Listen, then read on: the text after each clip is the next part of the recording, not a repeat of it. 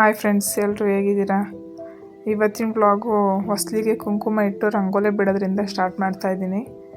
ಆದರೆ ನಾನು first time ಏನು ರಂಗೋಲಿ ಬಿಡೋಲ್ಲ, ಫಸ್ಟ್ ಟೈಮ್ ಏನು ಬಾಗಿಲಿಗೆ ಕುಂಕುಮ ಇಡೋಲ್ಲ ಒಂದು ದಿನಕ್ಕೆ. ಯಾಕೆ ಅಂದರೆ ನನ್ನ ಮಗಳು ಕುಂಕುಮ ಇಟ್ಟಿದ್ದೆಲ್ಲ ಅಳಿಸ್ತಾ ಇರ್ತಾಳೆ, ರಂಗೋಲಿ ಬಿಟ್ಟಿದ್ದೆಲ್ಲ ಅಳಿಸ್ತಾ ಇರ್ತಾಳೆ, ಕುತ್ಕೊಂಡು ಆಟ ಆಡ್ತಿರ್ತಾಳೆ, ಎಲ್ಲದನ್ನು ಗಲೀಜು ಮಾಡಿಕೊಂಡು.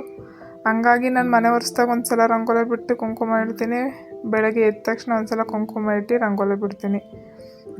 ಇವಾಗಲೂ ಬೆಳಗ್ಗೆ ಒಂದು ಸಲ ಬಿಟ್ಟಿದ್ದೆ, ಮತ್ತು ಇವಾಗ ಪೂಜೆ ಮಾಡಬೇಕು, ಮನೆಯೆಲ್ಲ ಕ್ಲೀನ್ ಮಾಡಿ ಪೂಜೆ ಮಾಡಬೇಕಿತ್ತು. ಅದಕ್ಕೆ ಬಾಗಿಲು ತೊಳೆದ್ಬಿಟ್ಟು ರಂಗೋಲಿ ಬಿಡ್ತಾಯಿದ್ದೀನಿ. ನೆಕ್ಸ್ಟ್ ಪೂಜೆ ನಮ್ಮ ಗುರುಗಳದು. ಇವ್ರು ನೋಡ್ತಾಯಿದ್ರೆ ಎಷ್ಟು ಖುಷಿಯಾಗುತ್ತಲ್ಲ, ಒಂಥರ ಮನಸ್ಸಿಗೆ ಸಮಾಧಾನ, ನೆಮ್ಮದಿ. ಪೂಜೆ ಮಾಡಿದರೆ ಅವ್ರನ್ನ ಕಣ್ಣು ತುಂಬ ನೋಡ್ತಾಯಿದ್ರೆ ಆಹಾ ಸಾಕಪ್ಪ ನೀನು ನನ್ನ ಜೊತೆ ಇದೆಯಲ್ಲ ಅಂತ ಅನಿಸುತ್ತೆ. ಕಣ್ಣು ತುಂಬ್ಕೋಬೇಕು ನೋಡಿ ಇವ್ರನ್ನ, ಮನಸ್ಫೂರ್ತಿ ನೆಮ್ಮದಿ. ಆದರೆ ನನ್ನ ಮಗಳು ಕತೆ ನೋಡಿ, ಮನೆ ಒರೆಸೋಕೆ ಕೋಲ್ ತಗೊಂಡು ನಾನು ಮನೆ ಒರೆಸ್ತೀನಿ ಮಮ್ಮ ಅಂದ್ಬಿಟ್ಟು ಮನೆ ಒರೆಸ್ತವಳೆ. ಬರೀ ಕಿತಾಪತ್ತೀನಿ ನನ್ನ ಮಗುಂದಿದು. ಎಲ್ಲ ಕೆಲಸನೂ ಮಾಡ್ತೀನಿ ಅಂತ ಬರುತ್ತೆ, ಎಲ್ಲ ಒಂದೊಂದಲ್ಲ ಎರಡು ಕೆಲಸ ಮಾಡೋಕ್ಕೊಡ್ತಾಳೆ. ಆಮೇಲೆ ಇವತ್ತು ಸೊಪ್ಪಿಂದು ಬಸ್ಸಾಂಬಾರು ಮಾಡೋಣ ಅಂತ ಸೊಪ್ಪು ಕಟ್ ಮಾಡ್ತಾಯಿದ್ದೀನಿ. ಅಂದರೆ ಇದೇನು ಸೊಪ್ಪು ಅಂದರೆ ಒಂದು ಪಾಲಕ್ ಸೊಪ್ಪು, ಇನ್ನೊಂದು ಅದೇನೋ ಸೊಪ್ಪು ಉದ್ದಗಿರುತ್ತಲ್ಲ ಅದು, ಇನ್ನೊಂದು ನುಗ್ಗೆಕಾಯಿ ಸೊಪ್ಪು, ಮೆಂತ್ಯ ಸೊಪ್ಪಲ್ಲ ಸೊಪ್ಪಿಗೆ ಸೊಪ್ಪು, ಆ 3 ಸೊಪ್ಪು ಹಾಕಿ ಸಾಂಬಾರು ಮಾಡ್ತಾಯಿದ್ದೀನಿ. ಚೆನ್ನಾಗಿರುತ್ತೆ. ನಾನು ಮಾಡೋ ರೀತಿ ಈ ಥರ, ನೀವು ಹೆಂಗೆ ಗೊತ್ತಿಲ್ಲ.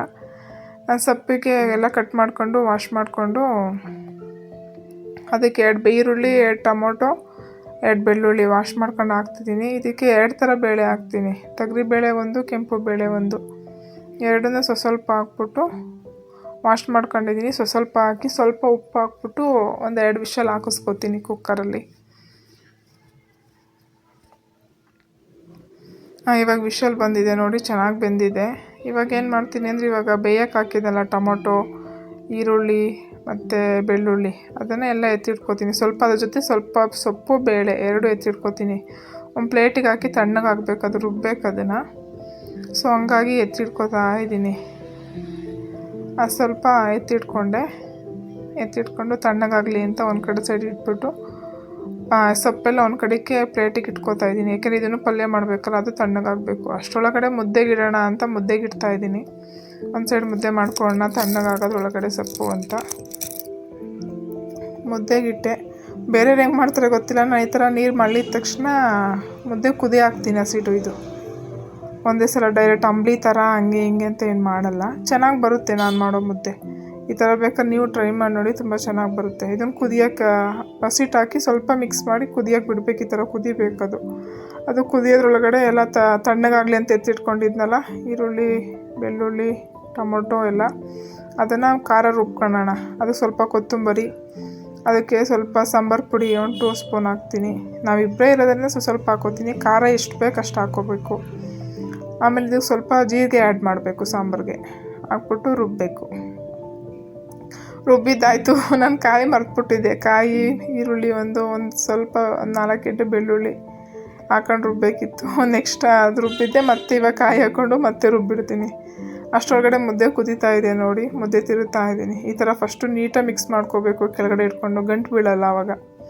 ನೀಟಾಗಿ ಮಿಕ್ಸ್ ಮಾಡಿಕೊಂಡು ಈ ಥರ ಮುದ್ದೆ ಇದು ಮಾಡ್ಕೋಬೇಕು ನೋಡಿ. ಆ ಥರ ಹಂಗೆ ಮಾಡಿಕೊಂಡ್ರೆ ಒಂಚೂರು ಗಂಟಿರಲ್ಲ. ಮುದ್ದೆ ಕಟ್ತಾಯಿದ್ದೀನಿ ನೋಡಿ. ಬೇರೆಯವರೆಲ್ಲ ಹೆಂಗೆ ಕಟ್ತಾರೆ ಗೊತ್ತಿಲ್ಲ, ನಮ್ಮ ಕಡೆ ನಾವೆಲ್ಲ ಹಿಂಗೆ ಮುದ್ದೆ ಕಟ್ಟೋದು, ಒಂಚೂರು ಗಂಟಿರಲ್ಲ ನೋಡಿ. ಎಷ್ಟು ಚೆನ್ನಾಗಿದೆ ಸಾಫ್ಟಾಗಿ. ಒಂದು ಹುಡ್ಕಿರು ಒಂಚೂರು ಇರಲ್ಲ. ಮತ್ತು ಅದನ್ನು ಹಳ್ಳಕ್ಕೆ ಇಡಬೇಕು ಒಂದು 5 ನಿಮಿಷ. ಒಲೆ ಮೇಲೆ ಸಿಮ್ಮಲ್ಲಿ ಇಟ್ಬಿಟ್ಟು ಕೆಳಗಡೆ ಎತ್ತಿಟ್ಕೊಂಡ್ರೆ ಒಂದು 5 ನಿಮಿಷ ಬಿಟ್ಟು ಮುದ್ದೆ ಕಟ್ಟಬೇಕು. ಅಷ್ಟರೊಳಗಡೆ ಸಾಂಬಾರು ಮಾಡೋಣ, ಒಗ್ಗರಣೆ ಹಾಕೋಣ ಅಂತ ಎಣ್ಣೆ ಬಿಟ್ಟು ಈರುಳ್ಳಿ ಕಟ್ ಮಾಡಿ ಸಾಂಬಾರು ಹಾಕಿದ್ದೀನಿ. ಖಾರ ಹುಯ್ದಿದ್ದೀನಲ್ಲ, ಬೇರೆ ನೀರು ಹುಯ್ಯಲ್ಲ, ಯಾಕೆಂದ್ರೆ ಸೊಪ್ಪು ಬೇಯಿಸಿದ ನೀರು ಇರುತ್ತಲ್ಲ, ಅದೇ ನೀರು ಹಾಕ್ತಾಯಿದ್ದೀನಿ ಸಾಕು ಅಂತ. ಬೇಕು ಅಂದರೆ ಆ್ಯಡ್ ಮಾಡ್ಕೋಬೋದು, ಬಟ್ ಸಾಕು. ಬಟ್ ನಾನು ಹುಣ್ಸೆಹಣ್ಣು ಸ್ವಲ್ಪ ನೆನೆ ಹಾಕಿಟ್ಟಿದ್ದೆ, ಅದು ಹುಣ್ಸೆಹಣ್ಣು ಕಿವುಚ್ಕೊಂಡು ಸ್ವಲ್ಪ ಹುಣ್ಸೆಹಣ್ಣಿನ ರಸ ಬಿಡ್ತಾಯಿದ್ದೀನಿ. ಸಾಂಬಾರೇ ಟೇಸ್ಟ್ ಇರುತ್ತೆ, ಹುಣ್ಸೆಹಣ್ಣು ಇರಬೇಕು. ಉಪ್ಪು ಸ್ವಲ್ಪ, ಯಾಕೆಂದರೆ ಸೊಪ್ಪು ಬೇಯಬೇಕಾದ್ರೆ ಸ್ವಲ್ಪ ಉಪ್ಪು ಹಾಕಿದ್ದೆ, ಅದೇ ರಸ ಹಾಕಿರೋದಲ್ವ, ಅದರಲ್ಲೂ ಸ್ವಲ್ಪ ಉಪ್ಪು ಆ್ಯಡ್ ಆಗಿರುತ್ತೆ. ಸಾಂಬಾರು ಹಂಗೆ ಕುದಿಯೋಕೆ ಇಟ್ಬಿಟ್ಟು ಸಿಮ್ಮಿಗೆ ಹಾಕಿಟ್ಟಿದ್ದೆ. ಸ್ವಲ್ಪ ಸಿಮ್ಮಿಗೆ ಇಟ್ಬಿಟ್ಟು ಸಾಂಬಾರನ್ನ ಮುದ್ದೆ ಕಟ್ತಾಯಿದ್ದೀನಿ. ಅಷ್ಟರೊಳಗಡೆ ಮುದ್ದೆ ಕಟ್ಕೊಬೋಣ. ಸಾಂಬಾರು ಮಳ್ಳ ಹೊತ್ತಿಗೆ ಅಂತ ಮುದ್ದೆ ಕಟ್ತಾ ಇದ್ದೀನಿ ನೋಡಿ. ಎಷ್ಟು ಚೆನ್ನಾಗಿ ಬಂದಿರುತ್ತೆ ಮುದ್ದೆ. ಈ ಥರ ಮಾಡಿ ನೋಡಿ, ತುಂಬ ಚೆನ್ನಾಗಿರುತ್ತೆ ಸಾಫ್ಟಿಯಾಗಿ. ಒಂದು ಗಂಟಿರಲ್ಲ. ನಾವು ಇದೇ ಥರ ಮುದ್ದೆ ಕಟ್ಟೋದು. ನೀವೆಲ್ಲ ಯಾವ ಥರ ಕಟ್ತೀರಾ ಅಂತ ಕಮೆಂಟ್ ಮಾಡಿ ಹೇಳಿ. ನೋಡಿ ತುಂಬ ಚೆನ್ನಾಗಿ ಬಂದಿದೆ ಮುದ್ದೆ, ಚೆನ್ನಾಗಿದೆ. 3 ಮುದ್ದೆ ಆಯಿತು. 3 ಮುದ್ದೆ ಕಟ್ಟಿದ್ದಾಯಿತು ನೋಡಿ. ಸಖತ್ತಾಗಿದೆಯಲ್ಲ, ಒಂದು ಗಂಟಿಲ್ಲ. ತುಂಬ ಚೆನ್ನಾಗಿದೆ ಮುದ್ದೆ ಮಾತ್ರ, ತುಂಬ ಚೆನ್ನಾಗಿ ಬರುತ್ತೆ. ಈ ಥರ ಮಾಡಿ ಒಂದ್ಸಲ ಟ್ರೈ ಮಾಡಿ ನೋಡಿ. ಅಷ್ಟರೊಳಗಡೆ ಸಿಮ್ಮಿಗೆ ಇಟ್ಟಿದ್ನೆಲ್ಲ, ಸಾಂಬಾರು ಕುದೀತು. ಆ ಕಡೆ ಮುದ್ದೆನೂ ಕಟ್ಟಾಯಿತು, ಈ ಕಡೆ ಸಾಂಬಾರು ಮಳ್ತಾ ಇದೆ. ಸಾಂಬಾರು ಮಳ್ತು ಎತ್ತಿಟ್ಕೊಂಡಿದ್ದೀನಿ. ಇವಾಗ ಪಲ್ಯ ಮಾಡೋಕ್ಕೆ ಅಂತ ಈರುಳ್ಳಿ, ಹಸಿರು ಮೆಣಸಿನ್ಕಾಯಿ, ಕೊತ್ತಂಬರಿ ಒಂದು ಕಡೆ ಎತ್ತಿಟ್ಕೊಂಡಿದ್ದೀನಿ ಎಲ್ಲ. ಇವಾಗ ಹಂಗೆ ಮಾಡಿದರೆ ಪಲ್ಯ ಚೆನ್ನಾಗಿರಲ್ಲ, ನೀರಿರುತ್ತೆ. ಅದನ್ನು ಇಂಟ್ಕೋಬೇಕು. ಸೊಪ್ಪನ್ನ ಇಂಟ್ಕೊಂಡು ಒಗ್ಗರಣೆ ಹಾಕಬೇಕು. ಫಸ್ಟ್ ಈರುಳ್ಳಿ ಹಾಕ್ಕೊಂಡಿದ್ದೀನಿ, ಯಾಕೆಂದರೆ ಅದ್ರ ಜೊತೆ ಈರುಳ್ಳಿ ಜೊತೆ ಏನಾದ್ರು ನಾವು ಮೆಣಸಿನ್ಕಾಯಿ ಹಾಕ್ಕೊಂಡ್ರೆ ಘಾಟ್ ಹೊಡಿಯುತ್ತೆ ಡೈರೆಕ್ಟಾಗಿ ಹಾಕ್ಕೊಂಡ್ರೆ. ಯಾಕೆಂದರೆ ಎಣ್ಣೆ ಕಾದಿರುತ್ತಲ್ಲ. ಈರುಳ್ಳಿ ಹಾಕಿ ಸ್ವಲ್ಪ ಅರ್ಧ ಫ್ರೈ ಆದಮೇಲೆ ಮೆಣಸಿನ್ಕಾಯಿ ಹಾಕಿ ಫುಲ್ ಫ್ರೈ ಮಾಡಿ ಸೊಪ್ಪು ಹಾಕಬೇಕು. ನಾವು ಇಟ್ಕೊಂಡಿರ್ತೀವಲ್ಲ ಸೊಪ್ಪು, ಆ ಸೊಪ್ಪನ್ನ ಹಾಕಿ ನೀಟಾಗಿ ಮಿಕ್ಸ್ ಮಾಡ್ಕೋಬೇಕು ನಾವು ಪಲ್ಯಕ್ಕೆ. ಬಟ್ ಈ ಥರನೂ ಪಲ್ಯ ಮಾಡ್ತೀವಿ ಹಸಿರು ಮೆಣಸಿನ್ಕಾಯಿ ಹಾಕಿ. ಇಲ್ಲಾಂದ್ರೆ ಇನ್ನೊಂದು ಸ್ವಲ್ಪ ಖಾರ ಎತ್ತಿಟ್ಕೊಂಡು ಖಾರನೂ ಹಾಕ್ಬಿಟ್ಟು ಸೊಪ್ಪಿನ ಪಲ್ಯ ಮಾಡ್ತೀವಿ. ಹಾಕಿದ್ದೆ. ಮತ್ತು ನಾನು ಸೊಪ್ಪಿಗೆ ಬೇಯಕ್ಕೆ ಉಪ್ಪು ಹಾಕಿದ್ದೆ. ಅದೇ ಸ್ವಲ್ಪ ಉಪ್ಪಿತ್ತು, ಉಪ್ಪು ಬೇಡ ಅಂತ ಸ್ಕಿಪ್ ಮಾಡಿದೆ. ಸೊಪ್ಪೆ ಇದ್ದರೆ ಹಾಕೋಬೋದು, ತಿಂದು ನೋಡಿ. ಅದ್ರ ಮೇಲೆ ಕೊತ್ತಂಬರಿ ಉದುರಿಸಿದ್ರೆ ಮುಗೀತು. ನೀಟಾಗಿ ಮಿಕ್ಸ್ ಮಾಡ್ಕೊಳೋದಷ್ಟೇ. ಇವಾಗ ಊಟ ರೆಡಿ.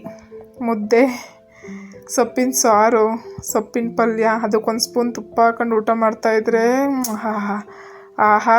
ಊಟ ಮಾಡಿ ಸ್ವಲ್ಪ ಬಿಸಿ ಬಿಸಿ ಅನ್ನ ತಿಂದ್ಬಿಟ್ರೆ ಸ್ವಲ್ಪ ಅದ್ರ ಜೊತೆ ಮಸ್ತಾಗಿರುತ್ತೆ.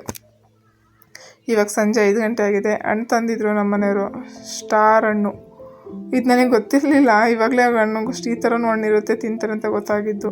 ಬಟ್ ಇದರಿಂದ ಉಪಯೋಗ ಇನ್ನೊಂದೇನು ಅಂದರೆ, ಕಫ ಕಟ್ಟಿದರೆ, ಶೀತ ಆಗಿದ್ರೆ ಕಮ್ಮಿ ಆಗುತ್ತೆ. ನಮಗಾದರೂ ಅಷ್ಟೇ, ಮಕ್ಕಳಿಗೂ ಕಮ್ಮಿ ಆಗುತ್ತೆ. ನನ್ನ ಮಗಳು ನೋಡಿ, ನಾನು ತಿಂತೀನಿ ನನಗೂ ಬೇಕು ಅಂತ ಬಂದು, ಬಟ್ ಅವಳೊಂದು ಅರ್ಧ ಪೀಸ್ ಅಷ್ಟೇ ತಿನ್ನೋದು, ಅವಳು ಜಾಸ್ತಿ ತಿನ್ನಲ್ಲ. ಬಟ್ ಎಲ್ಲ ಶೀತ ಎಲ್ಲ ಕಮ್ಮಿ ಆಗುತ್ತೆ. ನೀವು ಮಕ್ಳಿಗೆ ಈ ಥರ ಇದ್ದರೆ ತಿನ್ನಿಸ್ಬಿಟ್ಟು ನೋಡಿ. ಸ್ವಲ್ಪ ಕಫ ಕಟ್ಟಿದರೆ, ಶೀತ ಆಗಿದ್ರೆ ಎಲ್ಲ ಕಮ್ಮಿ ಆಗಿರುತ್ತೆ. ಈ ವ್ಲಾಗ್ನ ಇಲ್ಲಿಗೆ ಎಂಡ್ ಮಾಡ್ತಿದ್ದೀನಿ. ನೆಕ್ಸ್ಟ್ ವ್ಲಾಗಲ್ಲಿ ಸಿಗೋಣ. ಎಲ್ರಿಗೂ ಬಾಯ್.